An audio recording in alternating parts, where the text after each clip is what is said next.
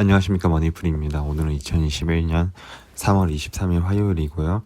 오늘은 DY 파워라는 종목 한 종목을 매매했습니다.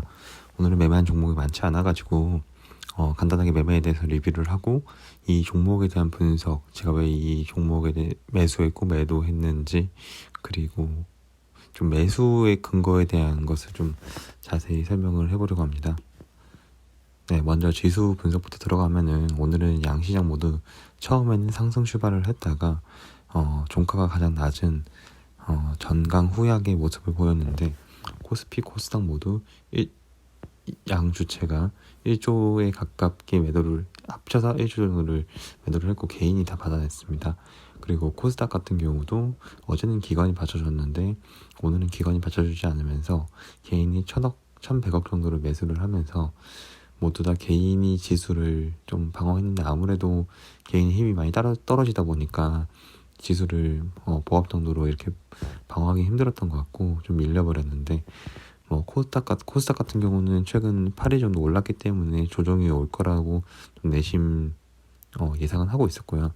코스피 같은 경우는 저는 솔직히 어느 정도 지지를 해줄 거라고 생각을 했는데, 아무래도 또 2차 전지주라던가 제가 볼 때 코스피에 있는 종목들이 아직 실적을 보여주기에는 사람들의 기대 예상치로 주가가 더 빠르게 오른 것 같다는 것을 보여주고 있는 것 같습니다. 그래가지고 양시장 모두 하락을 했고요. 오늘 문득 계속해서 너무 양 주체에 매도가 누적되다 보니까 도대체 12월부터 얼마나 매도를 했을까? 12월 21일부터 최근 한 3개월간의 투자 주체별로 얼마나 매도를 살펴봤는데, 개인이 36조를 샀더라고요, 코스피 시장에서. 그리고 코스닥 시장에서는 4조 4천억 원을 사고, 그동안 도대체 어떤 놈이 나쁜 놈인가 보니까 이 기관이 제가 볼 때 제일 나쁜 놈인 것 같아요. 기관이 27조를 팔았고요.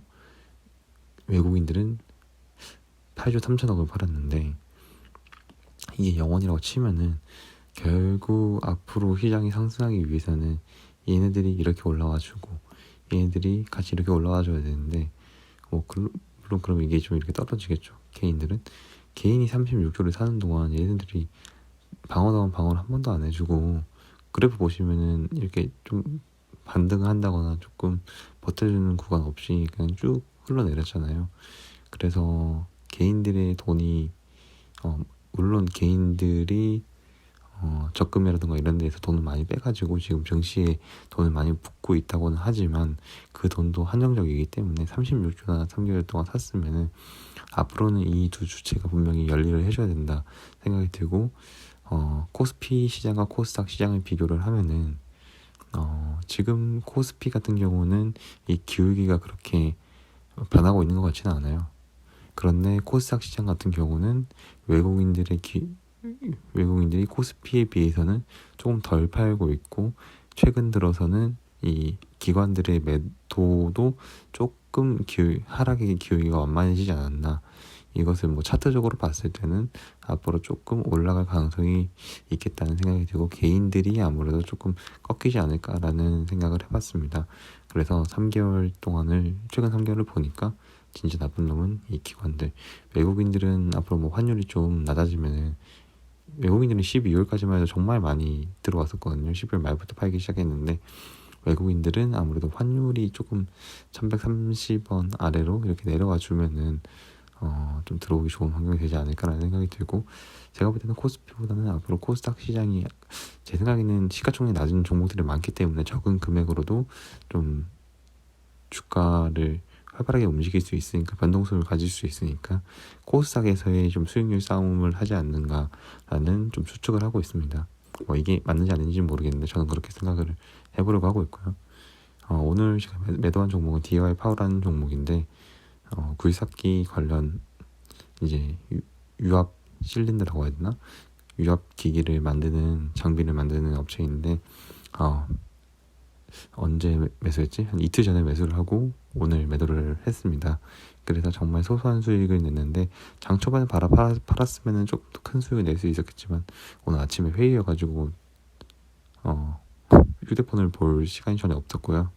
그래서 오늘 수익이 좀 소소했지만 그래도 수익 낸 거에 만족을 하고 나왔습니다. 그거 판 돈으로 다른 종목 조금 매수했는데 이거는 나중에 종목은 공개하지 않도록 하겠습니다. DOI 파워를 일봉, 주봉, 월봉 이렇게 세 가지를 다 가져와 봤어요. 일봉 보시면은 차트가 정말 다 정비해져서 예쁜데 지금은 좀 많이 올랐다는 생각 때문에 팔았고요. DOI 파워도 주봉으로 봤을 때 다 지금 위에 매물대가 없잖아요. 월봉으로 봐도 위에 매물대가 없고 그러면 도대체 어디가 저항이냐. 그러면 이 전 고점 2019년 한 상반기 때 지금이랑 비슷할 것 같아요. 딱 재작년에 형성했던 이 고점이 지금하고 거의 비슷한 이 저항대라고 나타냈는데 그러면은 저희가 비교를 해야 될 것은 이때의 실적과 지금의 실적, 주가는 미래를 반영하는 거니까 이번 1분기 그리고 앞으로 2분기 때의 실적이 어떠한지를 좀 보면은 이 주가의 향방에 대해서 좀 그려질 것 같고요. DOI 파워가 과거 27,000원까지 갔던 종목 좀 안정적으로 보면 한 22,000원에서 23,000원에서 이때의 매물대가 상당히 많지 않을까. 이 종목을 보시면은 이때 급상승했었는데 그러면 이때는 뭐 때문에 이렇게 올랐던 건가, 좀 여기에 대해서 왜 올랐는지에 대해서 과거에 대해서 공부가 되면은 올해는 어떤 이슈로 또 올라갈 건지 여기에 대해서 본인이 스토리텔링을 하기에 좋을 것 같습니다. 그럼 DOI 파워에 대해서 연간 이제 재무 정보를 살펴보면은 매출액은 오히려 줄어들었는데 영업이익은 2020년에 더 늘었어요. 아무래도 코로나 때문에 다른 영업 활동을 안 해가지고 그냥 수익이 는 것 같은데 뭐 자세한 건 잘 모르고요. 그런 것 같고 2018년하고 비교했을 때는 뭐 거의 그냥 또이또이다. 매출액은 줄었는데 오히려 영업이익은 늘어났다. 그러면 앞으로 이제 중요한 건 2021년 추정치인데 친절하게도 다 이런 추정치를 지금 제가 쓰는 나무증권에서는 공개를 해주니까 여기 들어가서 그냥 보는 거예요. 350억이네. 이걸 믿든 말든 그거는 본인의 자유지만 저는 일단 그냥 이걸 믿어보고 350억이라고 치고 그러면 퍼는 7.28이네. 그러면 과거 2018년에는 퍼가 6, 2019년 퍼가 6, 2020년 5.17. 그러면은 2020년 실적으로 봤을 때 그때 주가로 봤을 때는 퍼가 낮았는데 오히려 지금 이렇게 상승이 나온 상황이니까 350억의 이익, 영업이익을 대입했을 때는 퍼가 7.28로 최근 중에서는 가장 높아지는 거잖아요. 그래서 이렇게 봤을 때는 오히려 투자의 시기는 좋지는 않을 수 있겠다는 생각이 들 수도 있거든요.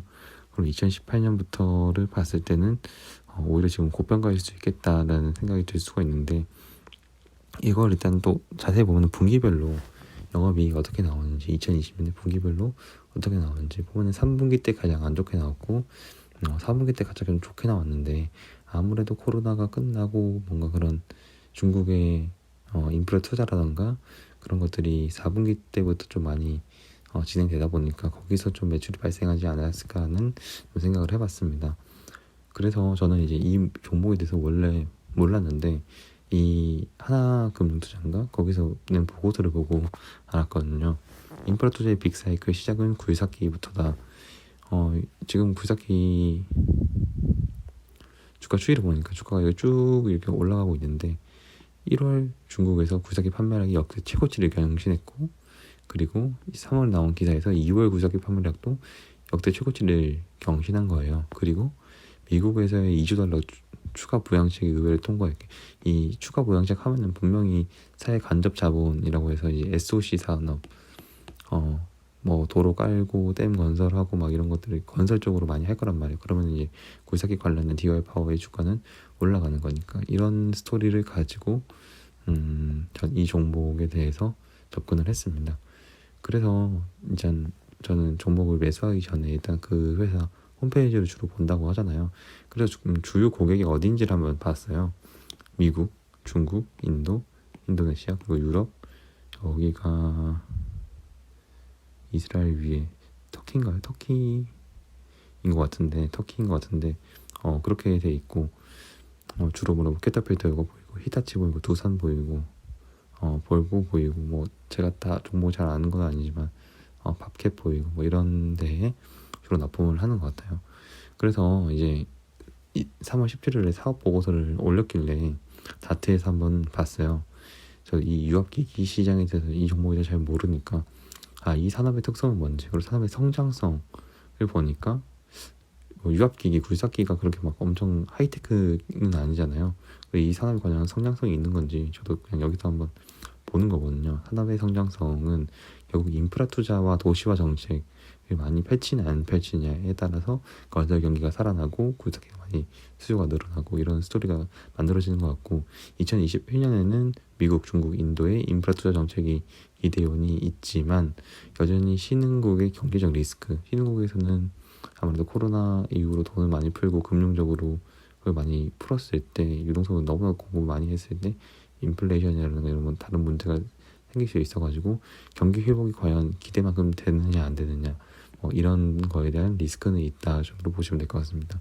그리고 경기 변동의 특성은 아무래도 수출을 할 때 가격 경쟁이 환율에 따라 움직이기 때문에 이 수출하는 입장에서는 환율이 원달러 환율이 낮아야지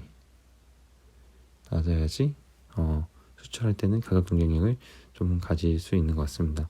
그리고 계절적인 특성을 보니까 저도 이거 몰랐는데 건설 토목 산업은 3월에서 6월이 성수기고 7월에서 9월이 3분기가 비수기로 나와 있는데, 그리고 4분기 때는 1분기 성수기를 대비해서 생산성을 늘리는 경향이 있다고 하고, 이걸 보니까 아까 분기 실적을 봤을 때 3분기가 왜 가장 낮았는지를 좀 볼 수 있는 것 같습니다. 네, 그런 게 여기서 이제 보니까 그런 조금 공부가 되고요. 그리고 시장의 안정성 보니까 딱 굴삭기는 보니까 안정적인 시장 유지, 이렇게 엄청 하이테크 기술이 아니기 때문에 좀 어느 정도 전반적으로 비슷한 수요가 있을 것 같고, 경쟁 상황을 보니까 일본, 중국, 인도의 이런 업체들하고 공급 시장 경쟁을 벌이고 있다. 제가 볼 때 엄청 진입 장벽이 높지는 않은데 그렇다고 해서 엄청 막 다양한 회사들이 이 파일을 가지고 치킨 게임을 벌이고 있는 것 같지는 않고, 그렇다고 해서 그래서 이제 이 경쟁 요소 및 회사의 강점과 약점을 보면은 일단 국내에서는 좀 꽉 잡고 있는 것 같아요. 그리고 결국에는 이제 해외에서의 파일을 어떻게 늘리냐가 중요한 것 같은데, 중국과 인도에 현대식 신공장을 지어가지고 현지 해외에서의 좀 점유율을 높여 나가겠다는 전략을 취하고 있는 것 같습니다. 영업 기왕을 보니까 일본, 유럽, 인도 시장에서 공급량을 증대시키려고 노력하고 있다고 보는데, 제가 볼 때는 2021년 그렇게 막 늘어날 것 같지는 않고, 아까 영업이익 추정치를 보니까 350억 그 정도였고, 국내에는 아무래도 꽉 잡고 있는 것 같다 예상이 됩니다. 그리고 이제 요약 재무 제공 정보를 보니까 현금성 자산이 2018년 대비해서 2020년에 많이 계속해서 연 단위로 늘어나고 있더라고요.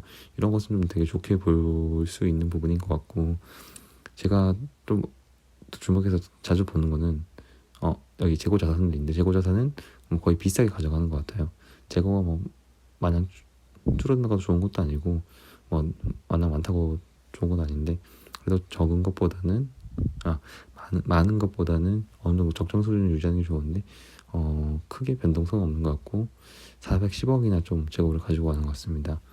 부채를 좀 중요하게 보는데, 부채가 2018년에 보다 2020년에 줄었고 2019년 재작년보다는 조금 늘어나긴 했는데, 요즘에 금리 인상이 좀 많이 되잖아요. 이제 금리 인상을 하면 이제 한마디로 좀비 기업들은 다 죽거든요. 좀비 기업이 뭐냐면은 금리가 낮으니까 빚을 엄청 많이 끌고 와가지고 사업을 막 무리하게 확장하는데, 이 금리가 낮다고 해서 빚을 많이 끌어왔는데 금리가 인상돼 버리면은 이제 그 부채를 감당하지 못하고 기업이 돈을 버는 것보다 부채가 더 많게 돼버리면 이 기업은 결국에는 적자나는 기업이 되는 거잖아요. 그래서 이런 걸 좀 좀비 기업이라고 하는데, 이 기업을 봤을 때는 계속해서 이익을 내고 있고 부채를 줄여가고 있는 과정을 보니까 좀 믿을 수 있는 기업이다, 안정적인 기업이라는 생각이 들고, 이익 잉여금이 회사에 계속해서 쌓여가고 있다 봤을 때 안정적인 비즈니스를 하고 있는 것 같습니다. 그렇게 봤을 때 또, 그리고 2020년이 가면 갈수록 일단 자본도 계속해서 2020년 갈수록 늘어났고 주당순위 EPS도 늘어나는 것을 볼 수 있습니다. 네, 그렇게 해서 일단 종목 분석을 해서 저는 이 DY 파워라는 종목에서 안정적이겠다, 혹시 물리더라도 지금의 가격이 그렇게 높은 건 아니다라는 생각을 했는데, 결국에 앞으로의 주가에 대해서 중요한 것은 이때의 밸류와 지금의 2021년 어떻게 갈 것인지, 그리고 아까 봤을 때 1분기, 2분기까지는 실적이 좋고 3분기 때는 실적이 안 좋아지고 4분기 때는 뭐 평타 정도 치는 것 같으니까 이런 것까지 다 고려를 해가지고, 그리고 중국이 계속해서 자본을 많이 인프라 사업을 많이 할 건지, 미국에서 인프라 사업을 많이 할 건지, 그리고 DY 파워라는 회사가 이 중국과 미국 시장에서 파일을 얼마나 차지할 수 있는 건지, 여기에 대해서 공부가 더 깊게 들어가면은 이 주가 향방에 대해서 조금 더 자신감을 가지고 접근을 할 수 있을 것 같습니다. 지금 이 DY 파워라는 종목 자체가 제가 볼 때는 막 엄청 메리트가 있다기보다는 지금 전체적으로 성장주들이 퍼가 높은 종목들이 많이 조정을 보이고 있는데, 그에 비해서는 지금 DY 파워라는 종목은 한 1900억, 시가총액이 2000억이 안 되는 것 같아요. 2000억이 안 되는데 돈은 한 350억씩 벌어들이잖아요. 그러면 한 6년 퍼가 지금 되게 낮잖아요. 이런 것을 봤을 때 좀 그런 면에서, 그리고 PBR도 1이 채 안 되고 있으니까, 이런 측면에 봤을 때 가치주로서의 좀 평가를 받고 있지 않는가 하는 생각이 듭니다. 네, 여기까지 오늘은 제가 매매한 종목에 대해서 DR파란 종목에 대해서 종목 선정한 이유를 좀 살펴봤습니다. 네, 여기까지 시청해주셔서 감사합니다.